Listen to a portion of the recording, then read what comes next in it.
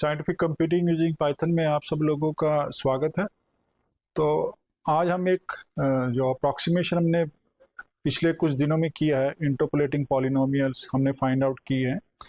तो हम अब देखते हैं कि हम अप्रॉक्सीमेशन अगर करना चाहें तो किसी दूसरे ढंग से हम करना चाहते हैं। तो आज हम उसी को डिस्कस करेंगे। तो आइए स्टार्ट करते हैं। तो अभी तक जो हमने अप्रॉक्सीमेशन जो किया है वो हमने इंटरपोलेटिंग पॉलिनोमियल के हिसाब से किया है, ठीक है। और उसमें हमने देखा कि जो इंटरपोलेटिंग पॉलिनोमियल्स है डिफरेंट डिफरेंट वे से हमने उसको डिफाइन किया। तो आज हम करने जा रहे हैं कि अगर हम इंटरपोलेटिंग पॉलिनोमियल जो है वो ना यूज़ करें तो हम कैसे अप्रॉक्सीमेशन कर सकते हैं, ठीक है ना, क्योंकि होना तो अप्रॉक्सीमेशन है। तो इसके लिए एक हमारे पास थ्योरम है और उसको हम कहते हैं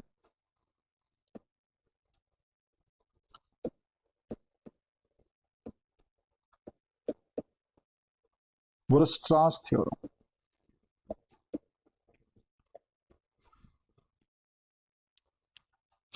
तो वुरस्ट्रास थ्योरम क्या कहता है कि इफ ए फंक्शन, कोई हम फंक्शन डिफाइन करते हैं एफ एक्स इज कॉन्टिन्यूस, अगर वो कॉन्टिन्यूस है on a finite interval a to b, then for a given epsilon, greater than 0, there exists an number n। तो n जो है वो it is a function of epsilon के ऊपर depend करेगा, एंड ए पॉलिनोमियल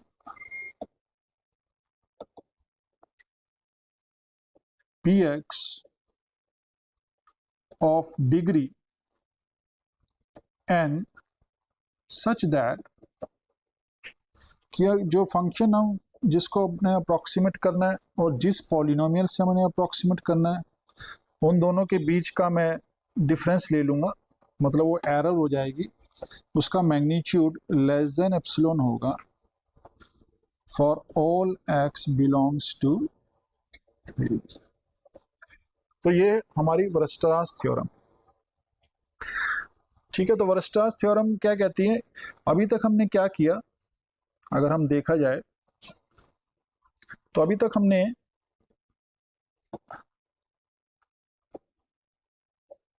हमारे पास देखिए दो वे हो सकते हैं। एक तो हमारे पास कोई फंक्शन गिवन है एफ एक्स, ठीक है, और x जो है बिलोंग्स टू ए बी, तो वो फंक्शन कॉन्टिन्यूस होना चाहिए। तो इस थ्योरम का हम यूज करेंगे, ठीक है, to find out the approximating जो पॉलिनोमियल है। तो ये जो होता है ये कॉन्टिन्यूस फॉर्म होती है।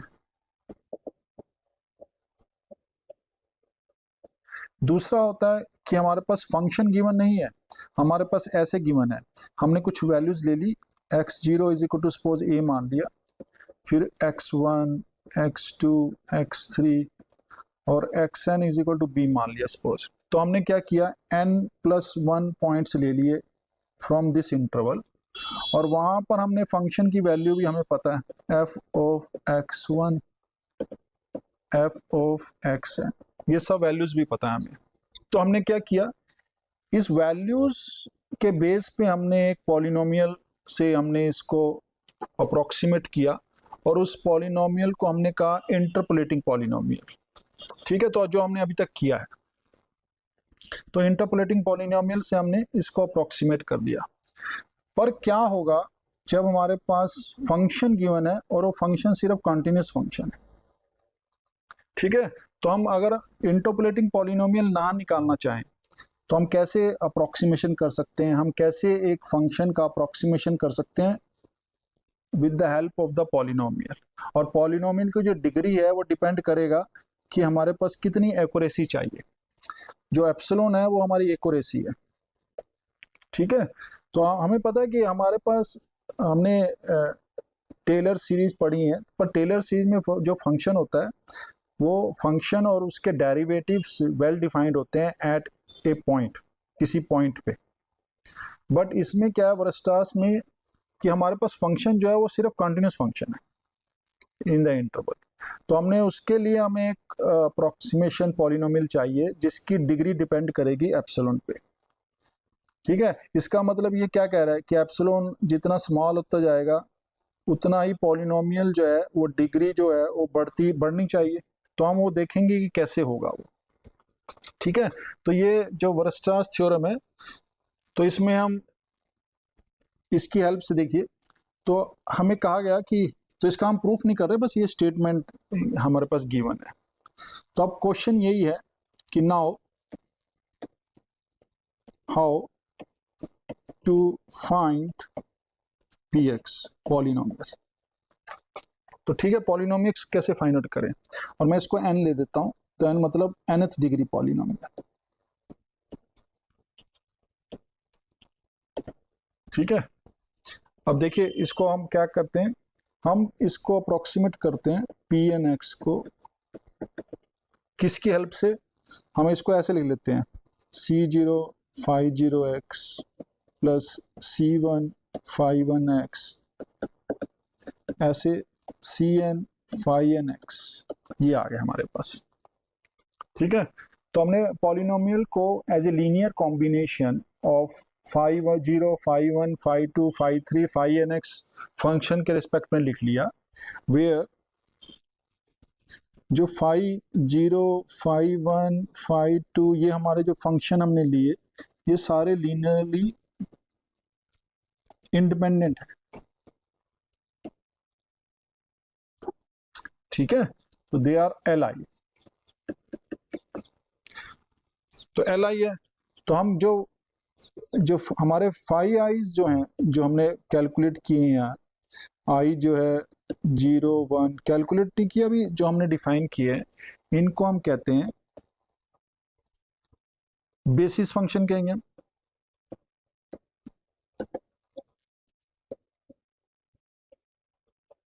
ठीक है, इसको कोऑर्डिनेट फंक्शंस भी कहते हैं।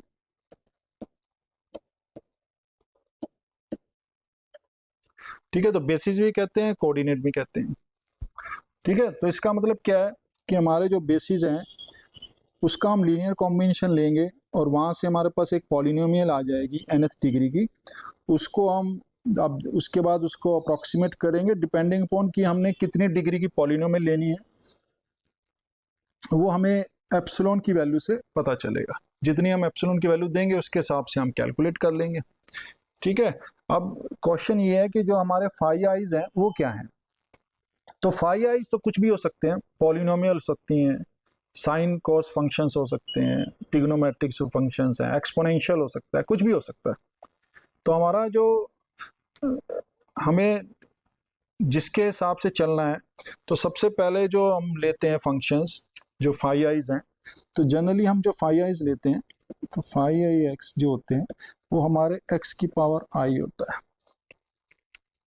ठीक है, तो एक्स की पावर आई, और आई जो है 0 1 2 अप टू n ये ले लेंगे। अब देखिए हमारे पास जो 5 क्या होगा, हमेशा वही होगा, 5 होगा, 1 जो होगा वो सिर्फ x होगा, 2 जो होगा वो x स्क्वायर होगा, एंड 5 जो है वो x की पावर n होगा। और जो x है हमारा वो बिलोंग कर रहा है 0 से 1। तो हमें पता है कि ये जो बेसिस फंक्शन है या ये स्टैंडर्ड बेसिस होते हैं, हमें पता है, और ये लीनियरली इंडिपेंडेंट होते हैं। ठीक है, तो जो फाइव आईज हैं यहाँ पर वो लीनियरली इंडिपेंडेंट है, और ये स्टैंडर्ड बेसिस होते हैं। ठीक है, स्टैंडर्ड बेसिस ऑफ जो हमारे पास वेक्टर स्पेस होता है of the polynomials of degree less than equal to n, उसके जो स्टैंडर्ड बेसिस होते हैं वो ये होते हैं। ठीक है, तो ये हमने स्टैंडर्ड बेसिस ले लिए, हमें पता है कि लीनियरली इंडिपेंडेंट हैं, तो ये बेसिस बन गए। तो हमने ये लिया, उसके बाद अगर हम इसको ऐसे लिखें तो हमारे पास, आप देखिए, हमारे पास कोई भी फंक्शन है, तो नाउ हमारे पास फंक्शन है एफ एक्स, जिसको हमने अप्रोक्सीमेट करना है, ठीक है, with the help of P N X. अब दो वैल्यूज हैं, इसके बीच में हमें, तो हमने मॉडुलस ले लिया। इसको हम ऐसे लिख सकते हैं, ये बेसिकली एरर्स हैं, तो इसको मैं अब ऐसे लिख सकता हूँ, एफ एक्स माइनस, अब ये लिखा जाए तो ये आएगा सी जीरो सी one X plus C two X square C N x की पावर एन, ये आ जाएगा, ठीक है। तो अब जो मॉडुलस वैल्यू ले रहे हैं, जो डिस्टेंस ले रहे हैं, हम अब कोई भी ले सकते हैं, तो मैंने इसको नॉर्म बना दिया। हमने डिफाइन किए थे ना वेक्टर नॉर्म्स, मैट्रिक्स नॉर्म, तो ऐसे फंक्शंस के भी नॉर्म होते हैं, वो मैं अभी बताऊंगा। तो ये हमारे पास दोनों के बीच का डिफरेंस आ गया, तो एरर आ गई, ठीक है। और ये एरर जो है, अगर आप देखेंगे तो इसको मैं, अगर मैं लिखता हूँ एरर से, तो मैं इसको एरर ई लिख देता हूँ, और ये डिपेंड कर रहा है फंक्शन एफ पे और C zero C one C two up to C N, इन पे, ठीक है, कि वो फंक्शन क्या है और C1 C0 हमारे अननोन्स हैं, इस ये इनकी वैल्यूज क्या है, ठीक है। तो एरर हमारे पास ये आ गई। तो हमारा जो पर्पस क्या है इसमें, हमारा मेन पर्पस है कि वी वांट दैट जो हमारी एरर है ई एफ सी, सी जो वेक्टर है इनका C0 C1, ठीक है, तो जो सी वेक्टर है वो ये है basically C0 C1 up to Cn, ठीक है। तो हमारा जो पर्पस है कि ये जो एरर है that should be minimum least, ये होनी चाहिए। तो अगर एरर दोनों के बीच की सबसे कम होगी, तो हम यहां से बोल सकते हैं कि इसका मतलब क्या होगा, बेस्ट अप्रोक्सीमेशन होगा, पी एन एक्स जो होगा वो हमारा बेस्ट अप्रोक्सीमेशन होगा,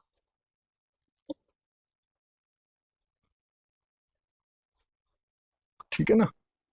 तो हम इसको कहते हैं बेस्ट अप्रोक्सीमेशन। अब मेन चीज ये है कि देखना ये है कि इसको हम मिनिमम कैसे बना सकते हैं, तो मिनिमम में बनाना है, ठीक है। तो हम सबसे पहले डिफाइन करते हैं नॉर्म्स पे। तो हमें डिस्क्रीट नॉर्म्स और पता है, तो देखिए हमारे पास दो वे से चीजें होती हैं। हमारे पास जो है, अब देखो हमारे पास दो वे होते हैं, जैसे मैंने ऊपर भी बताया कि अगर डिस्क्रीट डेटा है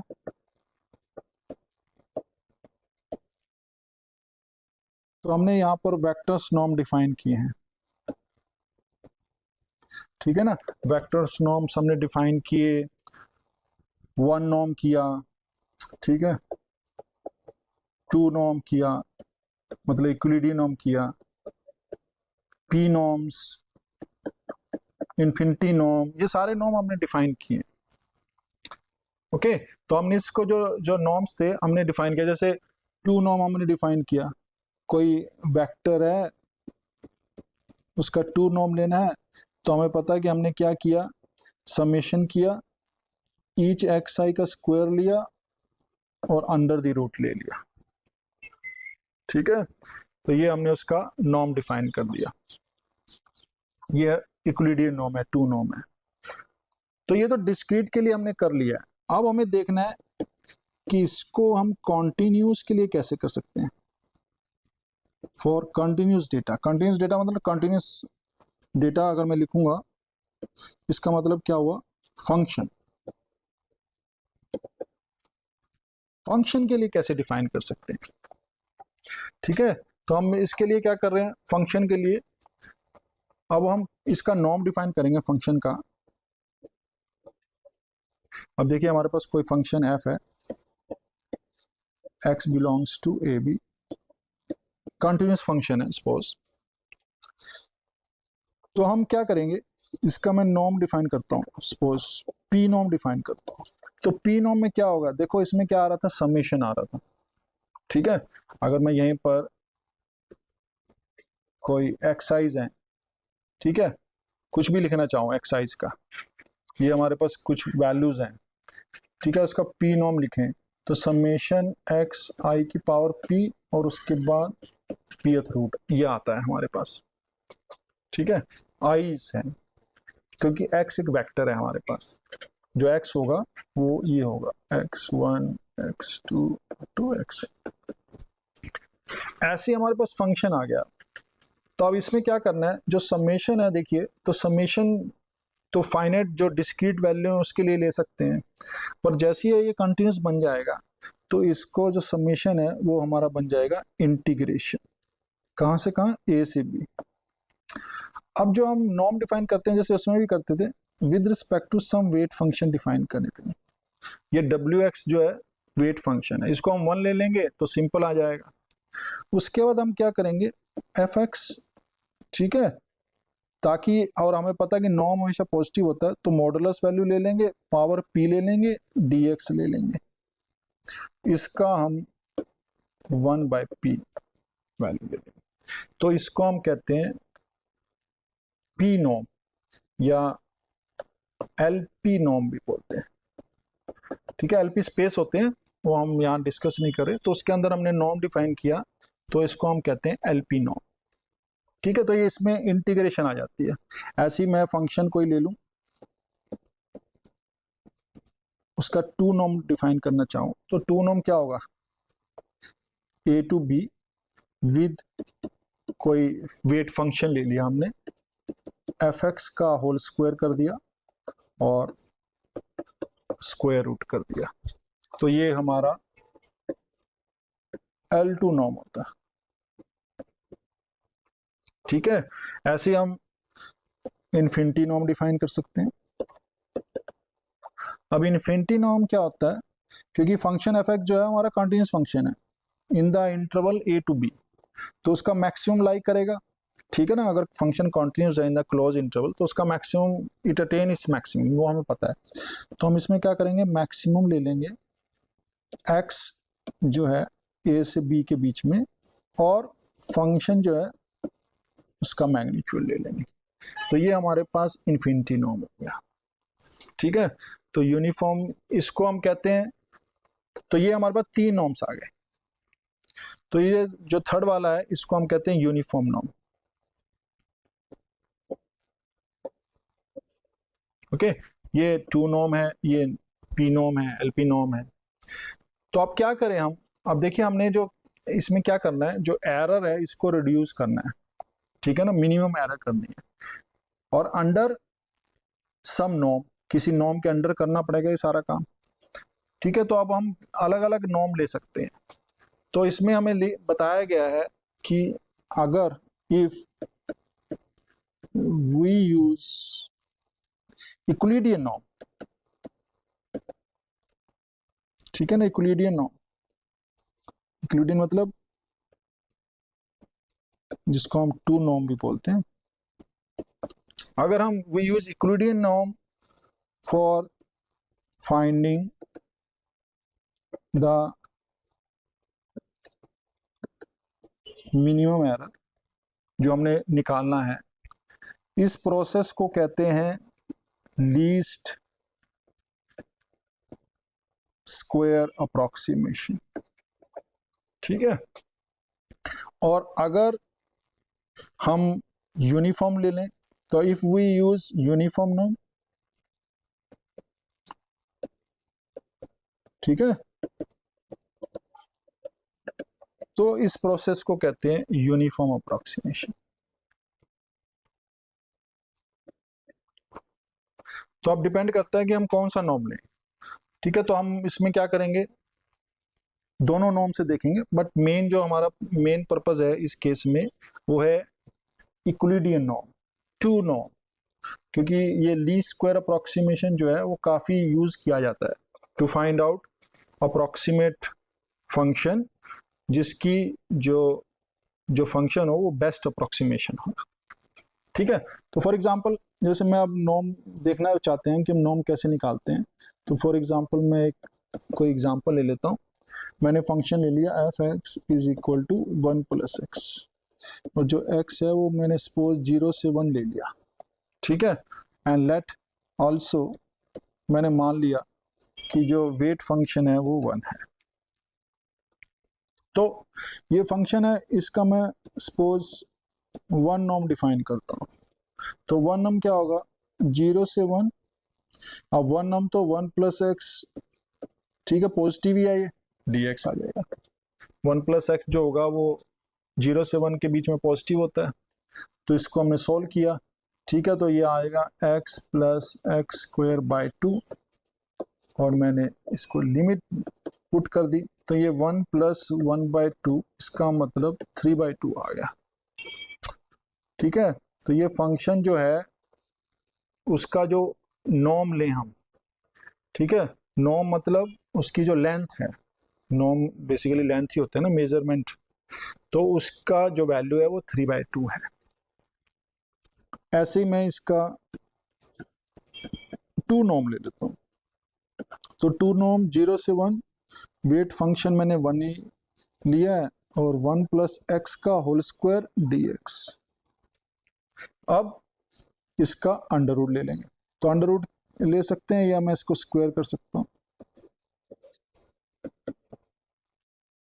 अब यहां से आ गया हमारे पास, ठीक है।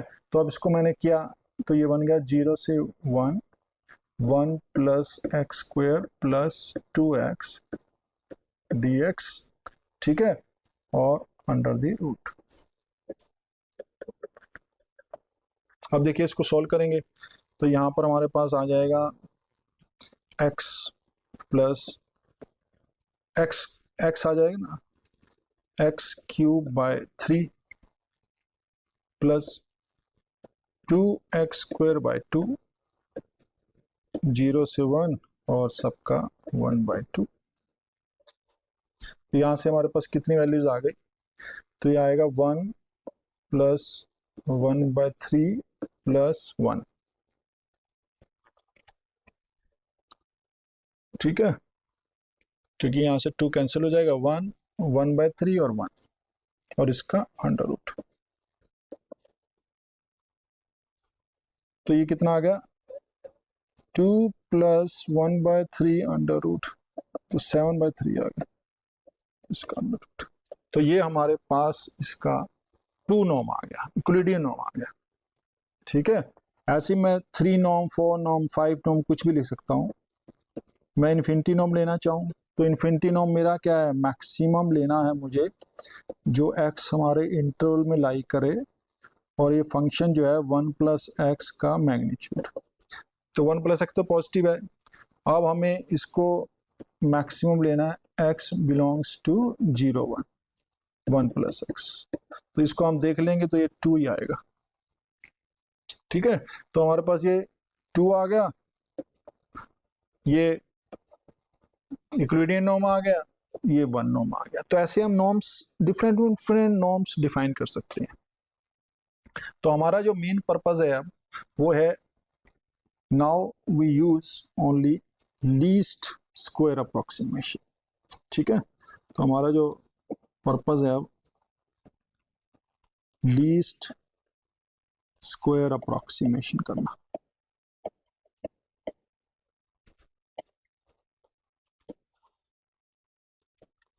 ये लीस्ट स्क्वायर अप्रोक्सीमेशन क्या है, तो हम लीस्ट स्क्वायर अप्रोक्सीमेशन करेंगे दोनों के लिए, ठीक है, फॉर डिस्क्रीट एंड फॉर, तो कॉन्टिन्यूस भी ले सकते हैं और डिस्क्रीट भी ले सकते हैं।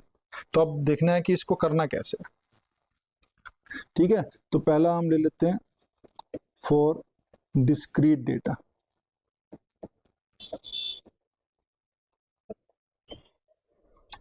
अब देखो डिस्क्रीट डेटा है तो हमारे पास वैल्यूज हैं सपोज।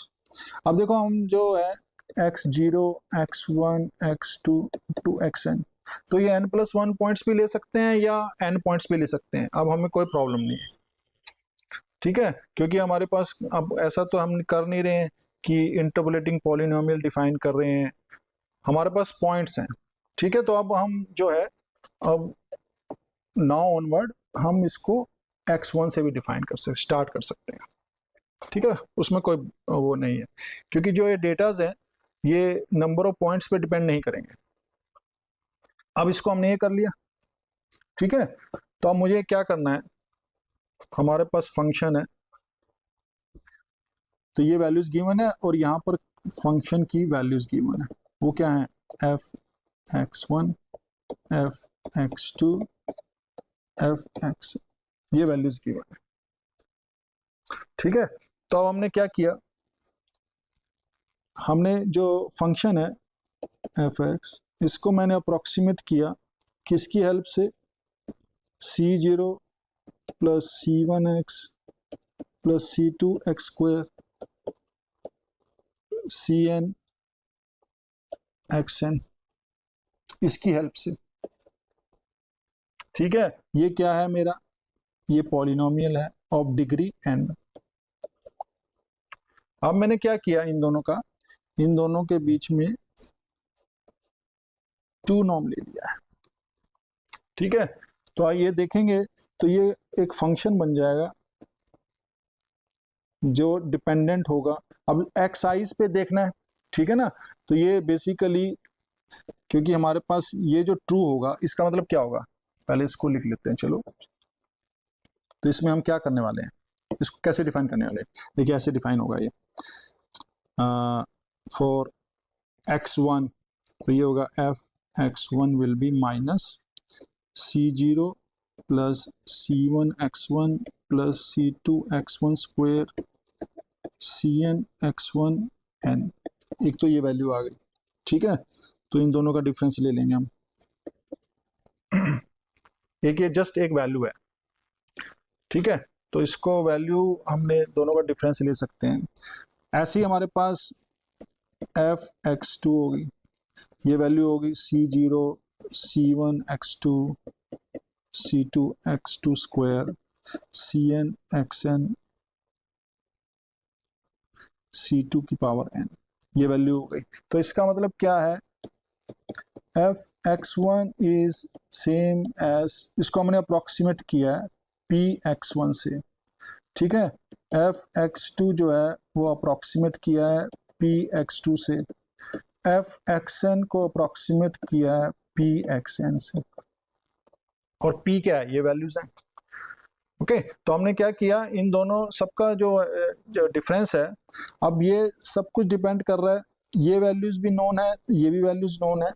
तो अगर देखा जाए तो ये फंक्शन जो होगा हमारा, ये सिर्फ c0 c1 c2 cn इनका फंक्शन होगा। ठीक है, तो अब इसका फंक्शन अगर हमें लिखना पड़ जाए, अब मैं सपोज 2 नॉर्म ले रहा हूं, तो 2 नॉर्म कैसे डिफाइन करेंगे, तो हमारे पास 2 नॉर्म लेना है इसका, ये वाला। तो 2 नॉर्म्स डिफाइन करने के लिए क्या करना पड़ेगा, देखिए 1 पे 2 पे सबका सम कर दूंगा मैं, तो हमारे पास क्या है, वेट फंक्शन आएगा पहले तो सारे एक्साइज पे, उसके बाद हम f(xi), ये जो माइनस समेशन, इसको मैं लिख सकता हूँ k, लिख सकता हूँ k फ्रॉम 0 से लेकर n तक ले सकता हूँ, ये आगे ck x पावर k। ठीक है, इन दोनों का मैं स्क्वायर कर लूंगा। ठीक है, और उसके बाद अंडर रूट, तो अंडर रूट चलो हम छोड़ देते हैं क्योंकि अंडर रूट बाद में लेंगे। ठीक है, उसका अंडर रूट लेंगे तो वो 2 नॉर्म बन जाएगा। तो हम जो है कि फंक्शन जो है मिनिमा अगर निकालना है तो उसका स्क्वायर रूट भी मिनिमा होगा, तो उसमें कोई प्रॉब्लम नहीं है। तो हमने जो है इसको ऐसे डिफाइन कर दिया। ठीक है, और ये ट्रू है for all i 1 to n, ये आ गया हमारे पास। ठीक है, तो ये वैल्यूज जो है अब ये जो वैल्यूज है ये स्मॉल n और कैपिटल N जो है डिफरेंट भी हो सकते हैं। ओके, तो इसमें ये n और n जो है डिफरेंट भी हो सकते हैं, तो मैं चलो इसको अलग लिख लेता हूँ। डिपेंड करता है कि हमें क्या चाहिए, वो अभी अब हम समझ जाएंगे जब हम एग्जांपल लेंगे ना। ठीक है, तो ये कैपिटल N भी हो सकता है। तो ये जो डिफरेंस है ये हमारा ये आ गया। ठीक है, तो इसको हमने ऐसे कर लिया।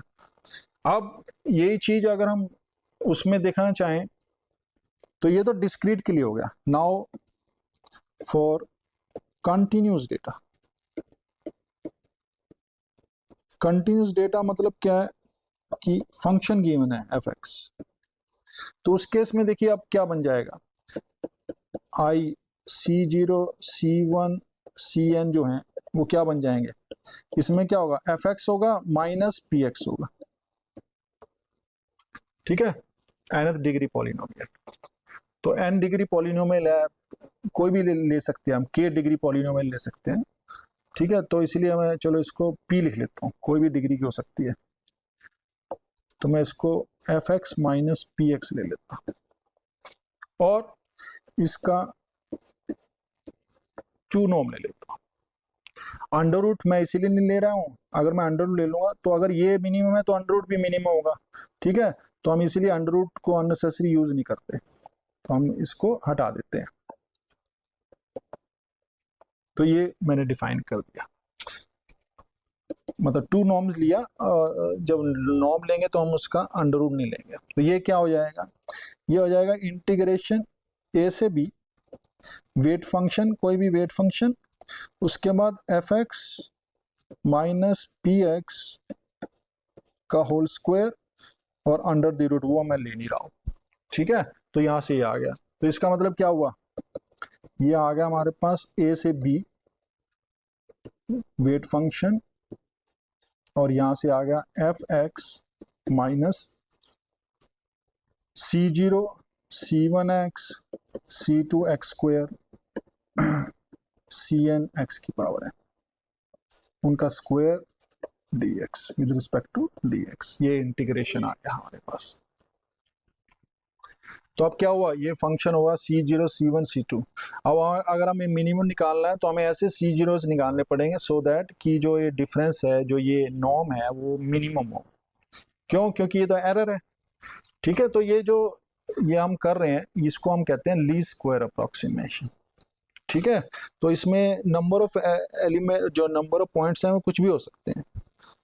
तो अब इसको हम अगर मैं इसको डिफाइन करना चाहूँ तो जो वैल्यूज हैं वो 5x में ले सकता हूँ। तो अगर अब देखा जाए तो मैंने 5i को तो xi ले ही लिया है, तो अब देखो क्या करना है इसको,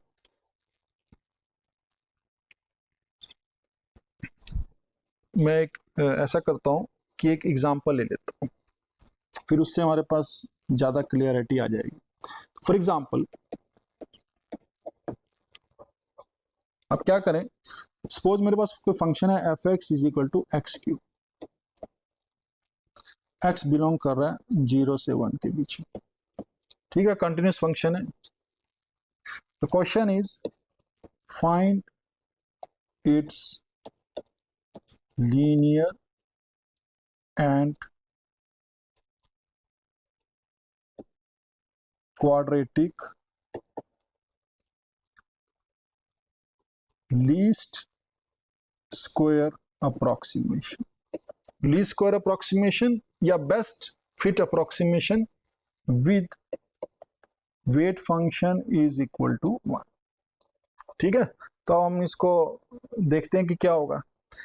अब देखिए इस केस में क्या है, फंक्शन हमारे पास कंटिन्यूस फंक्शन है, तो इसको अगर हम सोल्व करेंगे तो पहले मैं लीनियर के लिए करता हूँ।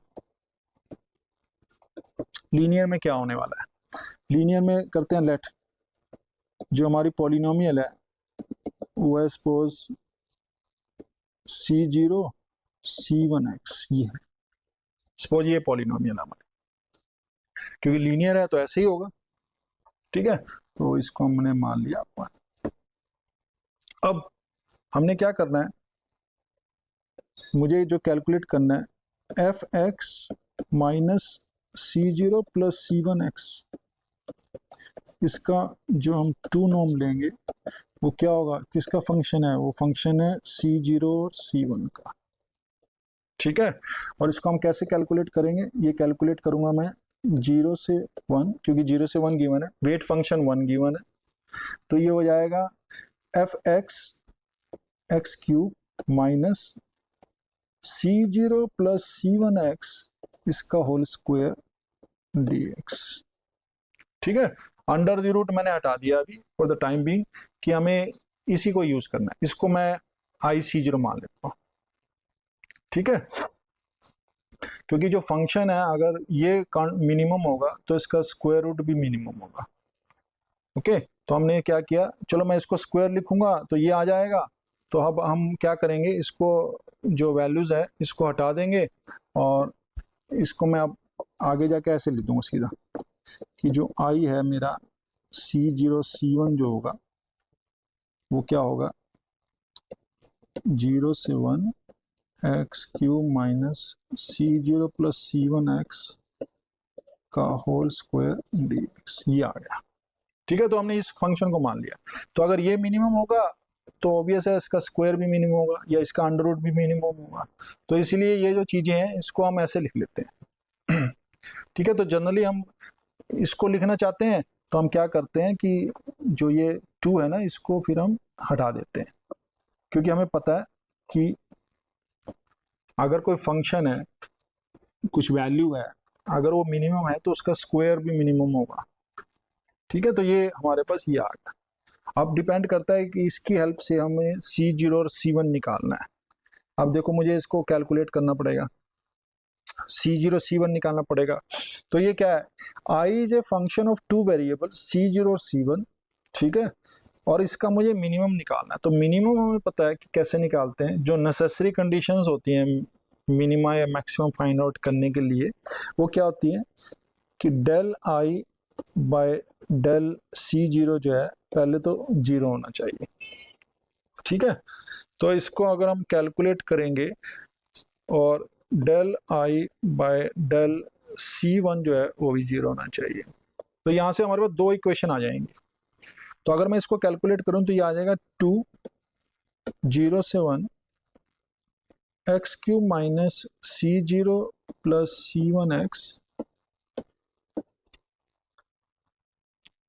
ठीक है, और स्क्वायर था आगे आ गया, और C0 का जो कोफिशिएंट है वो -1 है तो वो माइनस आ जाएगा और ये हो जाएगा dx।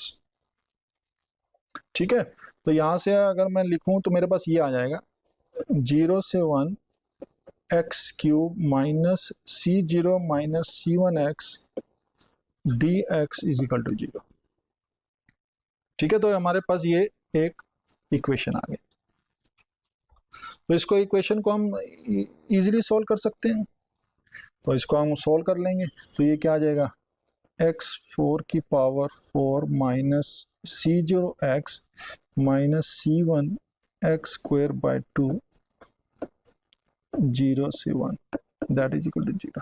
तो ये जो इक्वेशन आ गई ना, जो हमारे पास नेसेसरी कंडीशंस हैं, जो हमें क्रिटिकल पॉइंट्स देती है, जो या हमें वैल्यूज देगी C0 C1 की, उसको हम कहते हैं नॉर्मल इक्वेशंस। ठीक है, तो ये नॉर्मल इक्वेशंस। तो इसकी हेल्प से मैंने कैलकुलेट कर लिया, तो ये आएगा 1/4 minus C0 minus C1/2 is equal to 0, ये आ जाएगा। और यहाँ से आ जाएगा हमारे पास C0 plus C1/2 is equal to 1/4। एक ही इक्वेशन आ गया। सेकंड वाले में क्या आएगा, ऐसे ही करेंगे। ठीक है, बस ये है कि C1 के रिस्पेक्ट में कर रहे हैं तो उसका जब डेरिवेटिव लेंगे तो x साथ में आ जाएगा। ओके, तो यहाँ पर अगर हम देखें तो ये हो जाएगा -2 0 से 1 x cube minus C0 minus C1x into x dx, ये आ गया हमारे पास। ठीक है, और इसको इक्वल टू 0 पुट करेंगे, वहां से हमारे पास जो कंडीशन आ जाएंगी इसमें वो आ जाएगी 0 से 1।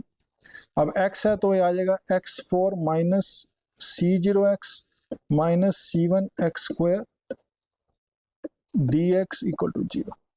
और इसको हम कैलकुलेट कर लेंगे तो ये आ जाएगा x5/5 minus C0x square by 2 minus C1x cube by 3 0 से 1 इक्वल टू 0। ठीक है, तो इसको हमने कैलकुलेट कर लिया, तो हमारे पास जो वैल्यूज आएगी 1 1 पुट कर देंगे तो ये आ जाएगा हमारे पास C0/2 plus C1/3 is equal to 1/5, ये आ गया हमारे पास।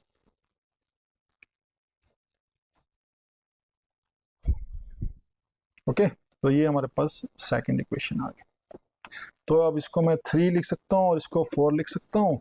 तो हमारे पास क्या होगा, फ्रॉम 3 एंड 4 वो हमें C0 और C1 देगा। वहां से हमारे पास जो पॉलिनोमियल है फर्स्ट डिग्री की वो हमें मिल जाएगी, और जो ये पॉलिनोमियल होगी वो बेस्ट पॉलिनोमियल होगी, linear polynomial for this function x cube. ठीक है, तो ऐसे हमने इसको अप्रोक्सीमेट कर दिया। सिमिलरली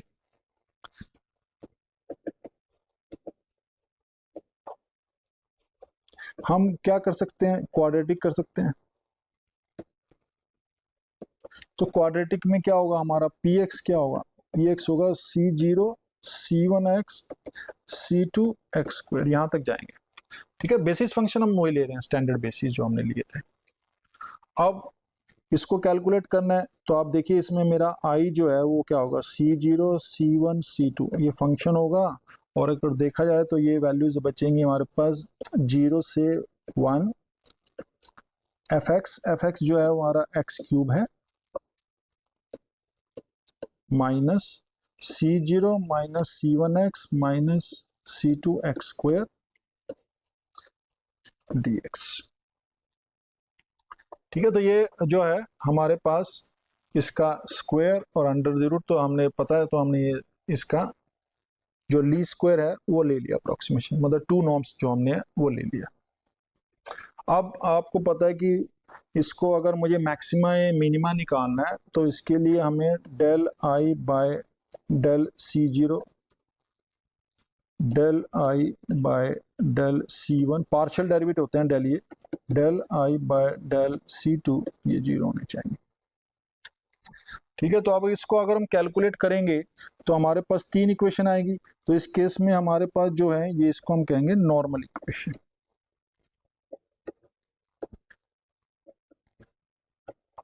ठीक है, तो अगर इसको हम कैलकुलेट करेंगे तो ये नॉर्मल इक्वेशन जो है, अब आप देखेंगे तो ऐसी आती जाएंगी। देखिए 0 से 1 आप डायरेक्ट लिख सकते हैं हम, ये बन जाएंगी x³ minus C0 minus C1x minus C2x² dx equal to 0। पहली ये आ गई, दूसरी आ जाएगी 0 से 1 x³ minus C0 minus C1x minus C2x², और विद रिस्पेक्ट टू C1 लेंगे तो उसका कोफिशिएंट क्या है, x है, तो x dx इक्वल टू 0।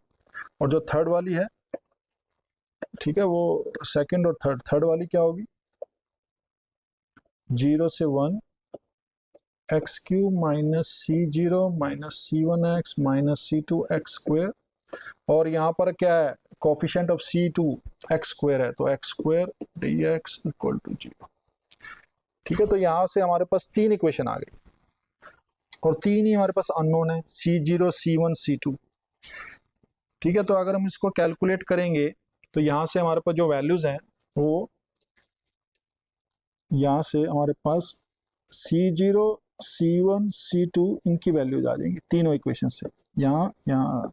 तो इसका मतलब जो नॉर्मल इक्वेशंस हैं होती हैं उसकी जो अननोन्स हैं वो हमारे अननोन्स आएंगे, और वहां से हमारे पास उसकी वैल्यूज फाइंड आउट हो जाएगी। तो यहाँ पर हम देखें तो कहीं पर हम इंटरपोलेशन ये वो हम इसकी परवाह नहीं कर रहे हैं कि वो जो पॉलिनोमियल ले रही है वो पास कर रही है पॉइंट से, नहीं कर रही है। हमारा एक ही पर्पज है कि जो हमारी एरर है वो लीस्ट होनी चाहिए, मिनिमम होनी चाहिए।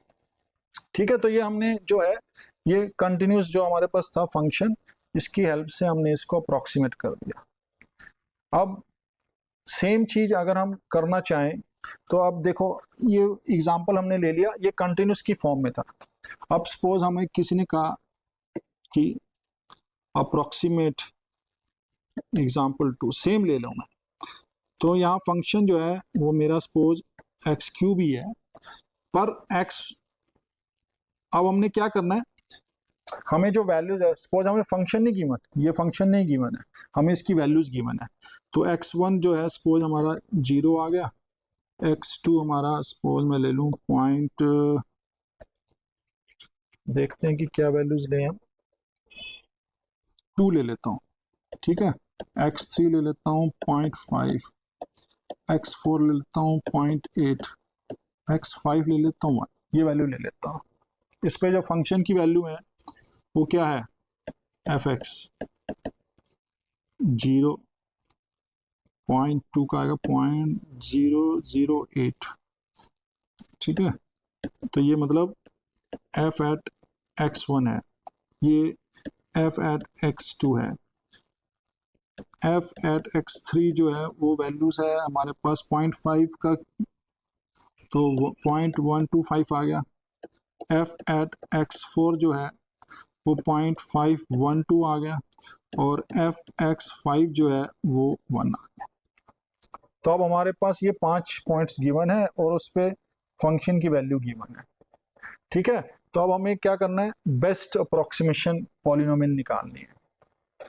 तो वही वही काम करेंगे सेम हम। तो हमने क्या करना है इस केस में, इसको हम ऐसे भी लिखते हैं, बेस्ट फिट लाइन निकालनी है हमें, सपोज बेस्ट फिट क्वाड्रेटिक निकालनी है, ठीक है ना। बेस्ट फिट का मतलब क्या है कि जो एरर है वो मिनिमम होनी चाहिए, उसी को हम बेस्ट फिट लाइन या बेस्ट फिट क्वाड्रेटिक कर्व कहेंगे, ठीक है। तो इस केस में हम क्या करेंगे, अब सपोज मैं लीनियर निकालना चाहता हूँ, ठीक है, लीनियर मतलब बेस्ट फिट लाइन, और मैं वेट फंक्शन जो है वो इस केस में भी 1 ही ले रहा हूँ। तो हमने क्या किया, हमारा जो पॉलिनोमियल था px वो तो सेम ही है, c0 प्लस c1x, ठीक है ना। तो अब ये हमारे पास, तो ये तो गिवन है कि मतलब इसको फाइंड आउट करना है हमें। तो अब देखिए इसमें क्या करना है हमारे पास, अब फंक्शन जो है हमारे पास, फंक्शन तो हमें पता नहीं है, हमें तो उसकी वैल्यू पता है। तो p एट x1 क्या होगा, 0 पे ये होगा c0 plus c1 into 0। p at x2 क्या होगा, c0 plus 0.2 c1। p eight x3 क्या होगा, c0 प्लस 0.5 c1, ठीक है। ऐसे ही मेरा p एट x4 है c0 0.8 c1, और p x5 है c0 इंटू c1, ये है। अब हमें जो वैल्यूज निकाली वो जरूरी थोड़ी ना है कि फंक्शन जो है इसके इक्वल हो, वो तो जो इंटरपोलेटिंग पॉलिनोमियल है उसमें होता था, ठीक है ना। इसमें तो हमें पता ही नहीं है, ठीक है। तो इसकी जो वैल्यूज हैं, तो हम यहाँ से कह सकते हैं कि अगर हम टोटल एरर निकालना चाहें तो क्या होगा, f at x1 minus p at x1, इसका मैं स्क्वायर करूंगा, plus f at x2 minus p at x2, इसका स्क्वायर करूंगा, और लास्ट में f at x5 minus p at x5 का होल स्क्वायर, ठीक है। और इसका अंडर रूट ले लूँ मैं, तो ये हमारे पास अगर देखा जाए तो ये बन जाएगा f जो फंक्शन है हमारे पास माइनस पी एक्स जो है, ठीक है, उसका Euclidean norm, two norm, least square norm, depend करता है कि ये जो एक्स आई है ये एक डेटा वैल्यूज है हमारे पास, तो ये हमारे पास ऐसे हो जाएगा, ठीक है। तो यहाँ से अगर हम देखें तो हमारे पास जो वैल्यूज बन रही हैं वो, अगर मैं आप px1 को ऐसे लिख दूं, px2 को ऐसे लिख दूं, तो अगर हम इसको सीधा लिख दें तो हमारे पास देखिए ये बन जाएगा, एक फंक्शन मिल जाएगा c0 और c1 का वो फंक्शन होगा, और वो क्या होगा, समेशन, ये एफ एक्स आई है, तो F X I minus c0 plus c1 X I, ठीक है ना, क्योंकि एक्साइज ले रहे हैं, आई कितना है 1 से लेकर 5 तक है यहाँ पर, ठीक है, और ये स्क्वायर है तो इसको हमने स्क्वायर कर दिया। तो ये हमारे पास एक फंक्शन आ गया। ये फंक्शन क्या है, बेसिकली ये एरर है, अगर आप देखेंगे तो ये टोटल एरर है। ठीक है, हर एक पॉइंट पे हमने देख लिया, तो उनके बीच में जितना भी डिफरेंस आएगा उसको हम एरर कहेंगे डेफिनेटली। तो ये हमारे पास एक एरर आ गई। ठीक है, तो अगर एरर आ गई हमारे पास, तो अब इसको फाइंड आउट करना है।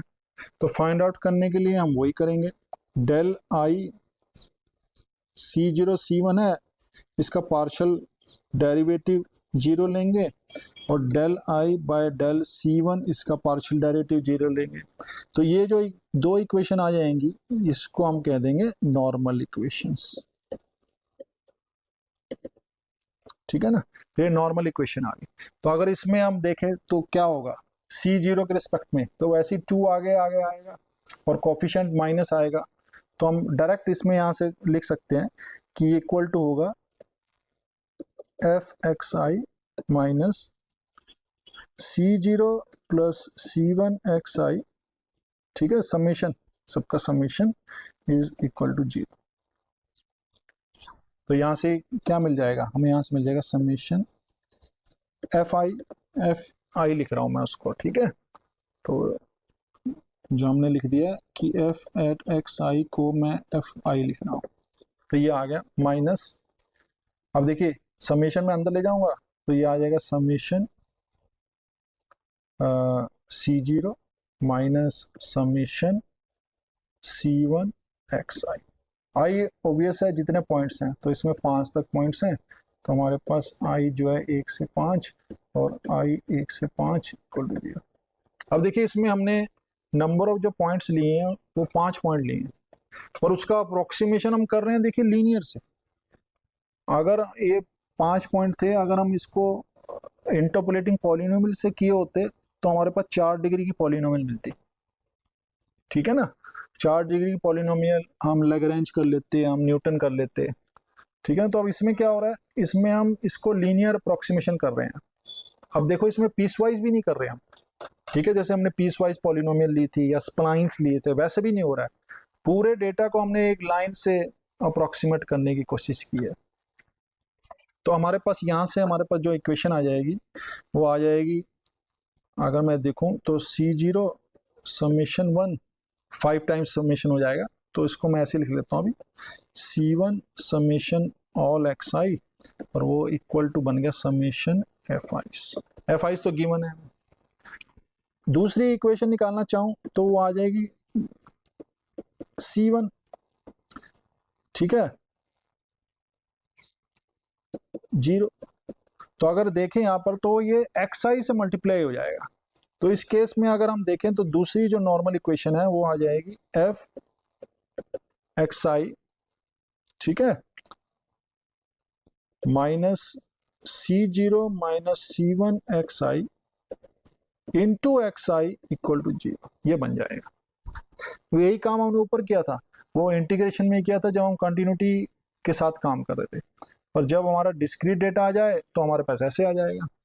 तो यहाँ से अगर हम करें तो आप देखोगे कि क्या आएगा, C0 xi से मल्टीप्लाई होगा तो ये आ जाएगा C0 summation xi plus C1, अब xi स्क्वायर हो जाएगा तो समेशन xi स्क्वायर, और राइट साइड में xi तो ये बन जाएगा समेशन xi fi। तो यहाँ से देखिए हमारे पास दो इक्वेशन आ गई। ठीक है, 2x2, तो यहाँ पर 2x2 सिस्टम बन गया हमारे पास। इसको मैं क्या करूँगा, सोल्व कर दूंगा। तो ये हमारे पास जो है ये समेशन 1 जो 5 टाइम्स है, n टाइम जितने भी होंगे, summation xi summation xi summation xi square C0 C1 equal to summation fi summation xi fi, ये आ गया। तो ये जो सिस्टम है, ये वैल्यूज हमें नॉन है, ये तो पता है हमें, ये भी पता है, ये भी पता है, ये भी पता है, ये भी पता है। तो यहाँ से हमारा जो सिस्टम बन गया, इसको मैं सपोज नाम दे देता हूँ, S नाम देता हूँ। ठीक है, तो जो सिस्टम है ये, इसको हम सोल्व कर लेंगे। ठीक है, तो जो मैट्रिक्स हमारे पास आई, तो इसको सपोज मैं नाम देता हूँ X, इसको नाम देता हूँ C, और इसको नाम देता हूँ एफ, ये नाम देता हूँ। ठीक है, तो हम देखेंगे जो मैट्रिक्स एक्स है वो अगर देखा जाए तो सिमेट्रिक मैट्रिक्स है। ठीक है ना, तो एक्स जो है हमारे पास सिमेट्रिक मैट्रिक्स मिल गई। और ये जो मैट्रिक्स है ये इसका रैंक जो होगा हमेशा 2 होगा, तो ये मतलब इन्वर्टिबल मैट्रिक्स होगी। तो यहाँ से हमारे पास जो सी है वो एक्स जो इनवर्स है एफ वो हम फाइंड आउट कर लेंगे। ठीक है, क्यों? क्योंकि ये 2x2 मैट्रिक्स है तो ऑब्वियस है कि ये जो रोज हैं वो लीनियरली इंडिपेंडेंट है इसकी, तो इसका रैंक 2 है, तो हमारे पास जो है सोल्यूशन आ जाएगा सी। तो यहाँ से C0 C1 की वैल्यू निकल जाएगी। ठीक है, तो ऐसे ही हमने ये डिस्क्रीट डेटा के लिए कर लिया। सिमिलरली अगर मैं सेकंड डिग्री पॉलिनोमियल जो क्वाड्रेटिक है उससे अगर मैं अप्रोक्सीमेट करना चाहूँ तो उसको मैं बोलूँगा कि best fit second degree polynomial. वो क्या होगी इस केस में? वो होगी p x is equal to C0 C1x C2x square, ऐसे बन जाएगी हमारे पास। तो उस केस में क्या होगा हमारे पास जो एरर फंक्शन होगा वो फंक्शन होगा C0 C1 C2 इनके ऊपर डिपेंडेंट होगा। तो अगर C0 C1 C2 ले रहा हूं मैं तो यहां से हमारे पास अगर देखा जाए तो ये बन जाएगा समेशन ओवर आई तो 1 से n तक है। ठीक है, F I minus C0 plus C1 plus C1 xi C2 xi का स्क्वायर, इसका स्क्वायर, ये हमारा एरर बन गया, टोटल एरर जो थी। अब इसके बेस पे हमें नॉर्मल इक्वेशन निकालनी है, तो del I by del C0 equal to 0, del I by del C1 equal to 0, del I by del C2 equal to 0। तो ऐसे निकल जाएगा। तो अब देखो यहाँ से हम नॉर्मल इक्वेशन लिख सकते हैं डायरेक्ट। ठीक है, अब हमें पता चल गया कैसे फाइंड आउट करनी है। तो इन तीनों से अगर हम निकालना चाहें नॉर्मल इक्वेशन तो हमारे पास आ जाएगी, फर्स्ट नॉर्मल इक्वेशन आ जाएगी summation 1 C0 plus C1 summation x i's, ठीक है, plus C2 summation x i का स्क्वायर, वो बन जाएगा equal to summation f i's. तो पहली इक्वेशन ये बन गई। दूसरी इक्वेशन आएगी, डिफरेंशिएट करेंगे विद रिस्पेक्ट टू C1, तो वहाँ एक्स आई से मल्टीप्लाई हो जाएगा, तो ये बन जाएगी। देखो इसको मैं क्या करता हूँ याद रखने के लिए, अब इस फर्स्ट जो इक्वेशन लिख ली इसको मैं एक्स से मल्टीप्लाई कर देता हूँ, तो दूसरी इक्वेशन आ जाएगी C0 summation X I plus C1 summation X I square plus C2 summation X I cube, और ये बन गया हमारा एक्स आई एफ आई। अब फिर अगेन C2 से करेंगे डिवाइड तो एक्स स्क्वायर से मल्टीप्लाई, तो इसका मतलब एक बार और एक्स से कर दो इसको, तो ये आएगा सी x I square C1 summation X I cube, ठीक है, और C2 समेशन एक्स आई की पावर 4, और ये आ गया summation X I square F I, ये आ गया हमारे पास। अब हमारे पास 3 इक्वेशन आ गई, और तो अगर हम देखें तो ये हमारे पास जो सिस्टम बन गया, इसको मैं अगर लिखना चाहूँ तो ये बन जाएगा summation 1 summation X I square summation X I square summation X I cube summation X I square summation X I cube summation X आई की पावर 4, और ये बन जाएगा C0 C1 C2, और ये हमारे पास आ जाएगा साइड में summation F I summation X I F I summation X I square F I, ये हो जाएगा। तो ये जो मैट्रिक्स बन गई हमारे पास, अब देखिए ये भी सिमेट्रिक मैट्रिक्स है, ठीक है। अब सिमेट्रिक मैट्रिक्स है ये, अब इसको हम सॉल्व कर लेंगे। तो इसको भी मैं x c is equal to f रख दूंगा, ठीक है। तो अब डिपेंड करता है कि इसका रैंक कितना है, ठीक है। तो अगर हम देखा जाए तो इसको हम सॉल्व कर लेंगे, इसका रैंक जो आएगा वो 3 आएगा। तो हमारे पास यूनिक जो बेस्ट अप्रोक्सीमेशन है वो यूनिक आता है। तो यहाँ से हम सी की वैल्यू निकाल लेंगे, तो हमारे C0 C1 आ जाएंगे। तो यहाँ से जो हमारी नॉर्मल इक्वेशन आई वो ये नॉर्मल इक्वेशन,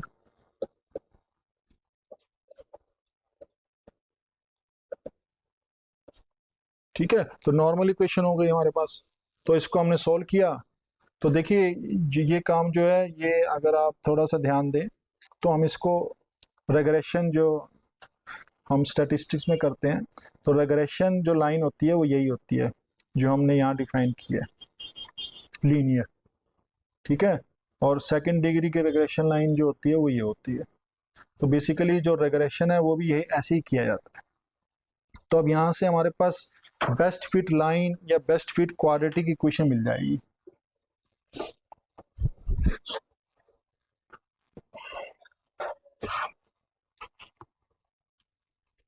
ठीक है। तो ये जो है इस केस में जो बेस्ट फिट लाइन मिल गई हमें, बेस्ट फिट क्वाड्रेटिक इक्वेशन, ऐसी हम क्यूबिक बेस्ट फिट ले सकते हैं, किसी भी डिग्री की हम डिफाइन कर सकते हैं, ठीक है। तो और इस केस में ये है कि हमने जो डिफाइन किया है इसको, वो ऐसे डिफाइन किया है कि हमारे पास जो एरर है वो मिनिमम होगी। तो अगर एरर मिनिमम होगी तो इसका मतलब क्या है कि जो अप्रोक्सीमेशन है वो बेस्ट अप्रोक्सीमेशन होगा। और ये जो है ये इंडिपेंडेंट ऑफ नंबर ऑफ जो हमारे डेटा पॉइंट्स हैं उससे इंडिपेंडेंट होता है। अगर आपके पास 100 डेटा पॉइंट्स हैं तब भी आप उसको एक लीनियर जो बेस्ट फिट लाइन है उससे अप्रोक्सीमेट कर सकते हैं या क्वाड्रेटिक फंक्शन से कर सकते हैं। तो मुझे आशा है कि आपको ये जो आज का जो हमारा लेक्चर है वो समझ आया होगा और पसंद आया होगा। तो इसको देखने के लिए धन्यवाद। नमस्कार।